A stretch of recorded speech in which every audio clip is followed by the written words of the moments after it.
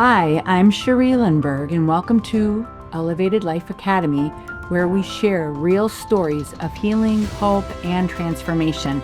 Tune in to hear how everyday people are rising above and lighting the way for others. Welcome, everyone, to another episode of Elevated Life Academy. I am your host, Cherie Lindbergh, and we have a very interesting guest. His name is John, and I will let him introduce himself. And as you all know from listening to the podcast, we talk about stories of hope and healing. And so we're going to hear what John has to say about his journey. And just thank you so much for being here and you're willing to share with us today, John. Well, thank you, Cherie, for having me. And my name is Jonny Imerman. I live in New York City. Used to live in Chicago for about 15 years. And before that, I'm from Michigan. And I would say maybe the most interesting part of my journey of life, when I was in my mid 20s, I got diagnosed with pretty advanced cancer, testicular cancer out of the blue. Went to the gym every day, thought I ate healthy, felt fine, and all of a sudden, boom! You're Yeah. looking at a doctor, and he says this is advanced testicular cancer. You got to start chemo and surgeries. So, went through about 2 years of chemo, multiple surgeries, and once I got through all the side effects and everything, at the very end of it, which is really the most important part that I feel is a group of young survivors and I met randomly at the hospital, and we wanted to do something to help other people. We wanted to do something to make a difference. And so we all kind of agreed that the missing piece in this cancer journey was when you're starting it and going through it, none of us knew other survivors like us. Like Yeah. same age, same gender, same cancer, like someone that was like your twin, but just had done this before. So this group of survivors and I, we really connected and bonded. We had so much in common. We were all young, and we decided to come back on Tuesday nights or Thursday nights or Saturday, and we would go mentor one-on-one other people who are fighting the exact same cancer that we had, or just anyone that was sick in the hospital. And so over time, we created a network and community of cancer survivors that we're lucky is the biggest out there that we know. There's over 16,000 cancer survivors in Wow. over 120 countries, and they all join. It's called Imerman Angels. So you can kind of see it. These are our cool Yeah. black Yeah. on You put black it shirts, so a perfect. little tough to see, but Yeah. it's a free nonprofit. Anyone that's out there diagnosed with cancer, anyone on the planet, we can introduce you to an angel, someone that already beat the same thing. Your age, your gender, beat your cancer, your stage level. And we knew that there was a way to give back, and it's the epitome of teamwork. And we just created a community of survivors. And now, one at a time, when people contact us, we find the survivor that's the closest to them to be the mentor. So I'd say that's probably the most interesting part of my journey of life. Mhm. And I think we all try to find ways to give back and find purpose and positivity when you go through something that's really hard and scary. Mhm. You're going to die a lot of the times, and you realize, hey, there's something that's good that came out of this. And so that's why we created this mentor program. Again, it's free, it's a nonprofit. It's based in Chicago, although we help people across the world. We have 12 full time people. We raise about $3 million a year, just enough to keep us going. Mhm. And yeah, so it's been a journey. Wow. Tell me a little about you too, Sherry. I don't Yeah. know your story as well. Yeah. So, well, I yeah, trauma. Let's start there. So, a trauma history, and much like yourself, Yeah. um, you know, worked really hard to overcome everything that happened to me, and wanted to make it purposeful Mhm. and to be able to give back. And so, this podcast is part of that as well. I want to bring out stories of hope and healing for people so that they know they're not alone, which is a very similar theme to what you're discussing here. And just it's welcome to meet a fellow traveler, on the path, because I Mhm. think when we take something that has happened to us and we make purpose and meaning out of it, it also helps us heal. And then it also, like you said, it really helps others, by us giving back and so forth. So how many years now has this been your organization? There's no doubt about it. And what you say is the pure truth. It's like how we heal is through Yeah, sharing the trauma, by talking about it, by like kind of working through it, right? And absolutely. but when you realize that you can talk through it and share the ins and outs of it or all the answers that you've learned along the way to others that are just in that first step of the journey, I think that's the best part. Because you Yeah. realize, okay, like I'm gonna dig through this again. I'm gonna work through it, even though that might not be the reason you're working through it.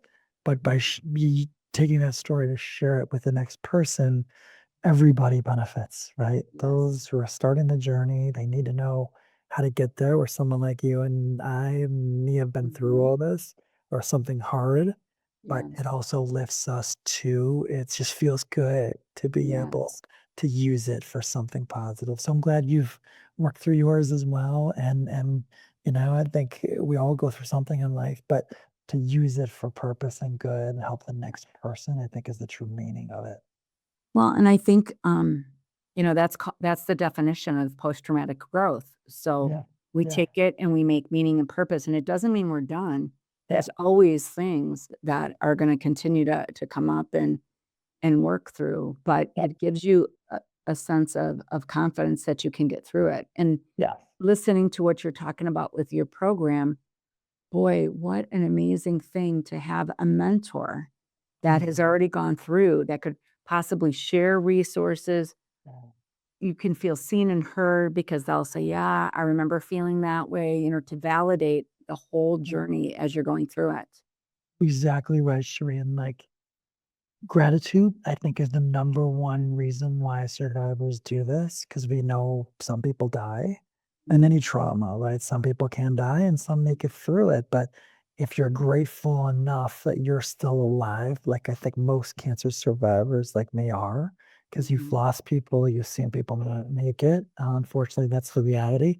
And Yeah, it's like serving on that gratitude and mhm, sharing your story with the next person. And so I think probably the only reason our idea works is because survivors are grateful and they're willing yeah, to do this for no money, for no pay, for no glory. It's not public. No, they don't get any PR out of this. It's just right. like they talk to people behind the scenes on a Yeah, Sunday night at, 10 p.m. or a Monday afternoon at 2 p.m., right? They're right. talking to people saying, I'm going to share what you need to know. This is where you're going. This is what's likely to happen when you have this chemo. Eat this, don't eat that. Your energy level's probably going to be about here. I mean, all the little things that just survivors know, we can Mhm, share that to give that mhm, back with the guys that are just mhm. starting the journey. I think, Yeah, like you said, it could be any journey of trauma. We look at Imerman Angels very similar to something like AA. mhm, If it's addiction, whether it's alcohol or drugs, and you're trying to break that, you get a sponsor. We just yeah, call him an angel, but it's a right, survivor, someone who's been there for yeah, any trauma and just knows more and has survived and is doing well. I mean, right. that's the kind of hope I think we need to give people in the beginning of trauma. Absolutely, absolutely. Do you mind if I ask you some other questions about your Sure. journey? Okay, Please. so yeah, when you first started and shared, I can only imagine what that was like when you first found out that your diagnosis, and I'm just wondering, what was that like for you when you first had the diagnosis? Yeah, in the very beginning, my first question in 2001, it wasn't as well known as it is today. First question was like, what is testicular cancer? I didn't even know what it was. I realized at that point it was in my testicle, but I didn't know like, does it spread? Does it not spread? Where is it Right. spread? Or where is it now? So that's kind of what went through my mind is like, where is this thing? And does this mean I'm going to die soon? And all those questions start spiraling. Yeah. And then on top of it, single 26, my brain immediately went to how do I tell my family this? I've got to call my mom, call my Mhm. brother, go to their house, like talk about this. I needed help. Yeah. And so your mind goes to a lot of scary places. Of course, of course. Now, there's much more information today, which I think is really positive, where people, online can find out a lot more about their cancer. In those days, 2001, 25 years ago, it wasn't as easy to get info. Testicular cancer wasn't something people were really talking about yet. Lance Armstrong, I think, won his first Tour de France in like 1998. So it was like just the beginning of people learning what this cancer Mhm. was. But yeah, I think we all need support. Those family and friends or Absolutely. both. And that's the first thing I did really was go to my family's house and call them and say, hey, okay, we got to figure this out. Like, what is going on? How do we treat this? But Mhm. yeah, it's a mix of emotions. There's no doubt. It's pretty scary. Of course, of course. I would imagine that there was some shock Yeah. Oh yeah. For that sure. occurred, especially being a 26-year-old young man. Yeah.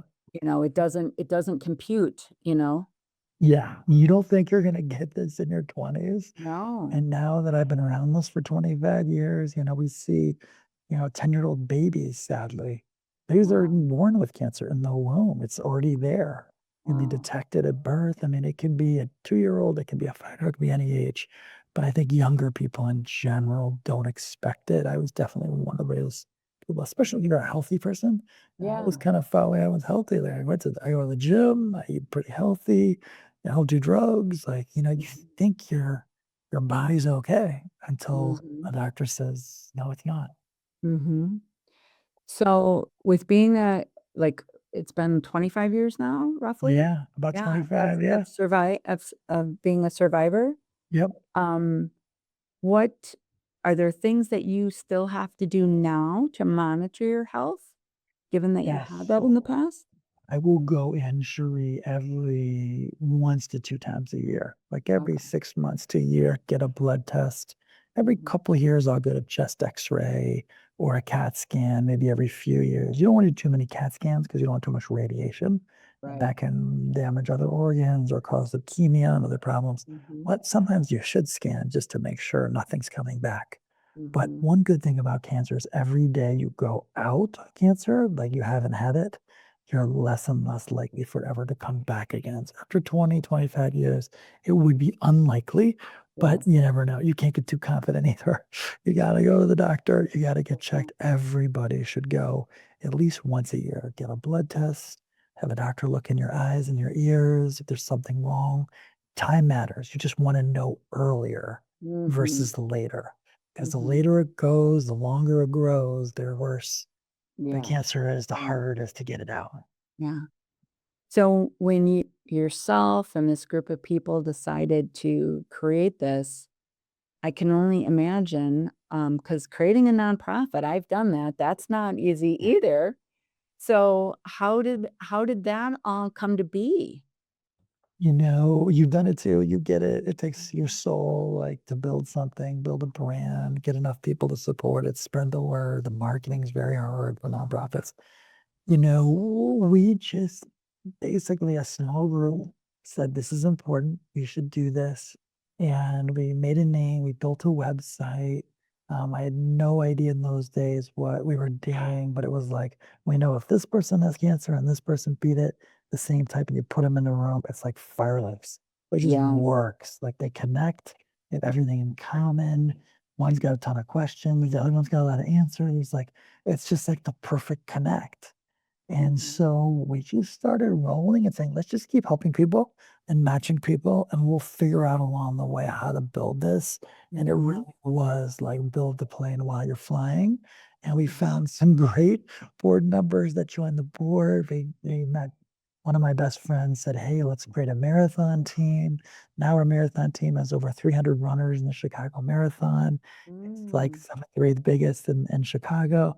And that raised a lot of awareness for us, a lot of funds. We just kind of figured it out piece by piece. But I would say you have to have a lot of faith. Yes. It's just, you've done it before too. There's no Mhm. roadmap of how to build something. You just got to keep trying things. And when they don't work, you try something else. But you Mhm. believe the mission is important enough. Right, You're right, that's gonna the anchor to that's be the going. anchor. Exactly. The mission's important enough. You're going to push through. I Mhm. think most people are going to find a way to persist. If the Mhm. mission's important and they love it enough, if it Yeah. means enough to them. Wow.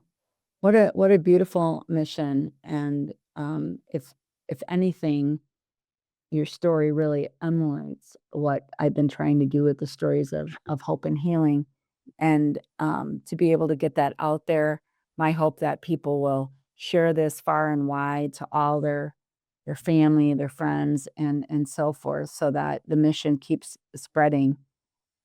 Because, when you get a diagnosis like that, I mean, of course, your brain goes not into the positive, it has a really strong fear response, and to be able to have, people that have already been through that, that can, hold your hand and support you through that, I can only imagine, the stories that, you've heard, and like you're saying, the magic that and the fireworks that happen, when people are helping people like that. Well, we're here, right? We're here on the planet as Yeah. humans. When you get the right human and the right human in the same room at the right time, Mhm. that's, I think, one of the greatest things, right? One can Mhm. help the next. And mentoring's been around forever. But when it comes to scary trauma situations like this, that sort of connect at that point in time might be the biggest connection, you can imagine for somebody. Absolutely, absolutely. So tell me about the 26-year-old young man. He creates this organization with a group of people. What else have you done in your life? So we love building social impact organizations. They're hard, but we love them, and you've done it too, because you built a Mhm. nonprofit. We also co-founded another. It's a company. Technically, it's called Close Talk. It's a B Corp, which is a social impact company where we make logo apparel. So stuff just like this. We Okay. only make it for nonprofits. So all Awesome. the groups we work with are good causes. We make their t-shirts, their hats, their hoodies. We run an online digital store where people can buy a single hat or t-shirt, print them on demand and ship it. But our whole goal is to make it cooler, more sustainable, and softer. So if people wear the logo and they go to the gym or they go to a sports game or they are out with their friends or at a bar, you can spread the word through logo apparel. So Yeah. about 500 nonprofits that we work with. Maybe one day we'll work with B Corp companies as well, but right now we're just really focused on helping nonprofits make cooler logo branded apparel that's not just going to be tossed in the landfill and thrown Right. out. Right. But people are actually gonna wear it and spread Yeah, word. that's the Yeah. goal. It's like, why make this stuff if it's going to be cheap and $2? And we felt that there was a problem in the nonprofit world where people just make really cheap stuff and no one really keeps it. So Yeah. that's our goal. We're getting out there, stuff that people are going to wear and spread the word. And I'm sorry, I think I only have time. I have to jump on another call, but I only No have problem. one more question. And Yeah. ask me anything. No, I mean, how long have you been doing that with the Close Talk has been yeah. going for about 7 years. My Okay. brother's my partner. He lives in Michigan, and I'm here in New York. But everything that people buy on Close Talk is online, so it doesn't matter where we are. But we have a facility probably close to you. It's in Oh, Wisconsin. It's okay. in Wauwatosa. Overtosa, yeah, Yeah, near Milwaukee yeah. area, yeah. Yeah, just Milwaukee area, just west Yeah, of Milwaukee, absolutely. And we okay. have a facility there where we keep the blanks. And then when somebody for, let's say, Feeding America or Bare Necessities or whatever nonprofit it is, Mhm. they order something and you print them on demand right from Wisconsin, and we ship them And you out ship right it from out. there. All right. Yeah, All yeah. right. Well, first of all, I just want to say thank you so much for taking your time to be on the podcast. Thank you for sharing your inspiring story and the story of others who have been impacted by cancer. And we will make sure we have all your socials and everything so that we can help spread the word and do our part to get more out about Emerson's Angels. Well, thank you. And I'm glad you've gone through your trauma and you clearly get it. You're helping Yeah. people and sharing it and you're open.